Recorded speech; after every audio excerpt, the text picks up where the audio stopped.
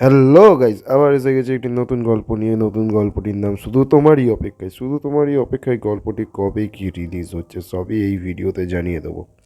এই গল্পটিতে কে কারা অভিনয় করছে আপনারা তো ভিডিওতে দেখতেই পাচ্ছেন। মুশফিকাত ফারহান আর মেহজাবিন চৌধুরী। মুশফিরক ফারহানের 2026 সালে 3 নম্বর নাটক রিলিজ হতে চলেছে। মুশফিরক ফারহান আর মেহজাবিন চৌধুরীর জুটি কার কার ভালো লাগে কমেন্টে জানাবেন কিন্তু।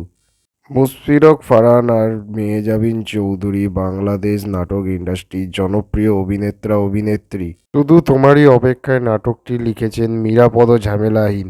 এই নাটকটি হতে চলেছে ভালোবাসা আর ইমোশনে ভরা। এই নাটকটি খুবই শিগগিরই আসতে চলেছে জাগো ইউটিউব চ্যানেলে।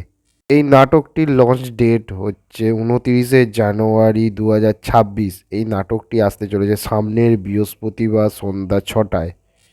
যদি আমার ভিডিও ভালো লাগে তো like and share and subscribe করে যাবেন।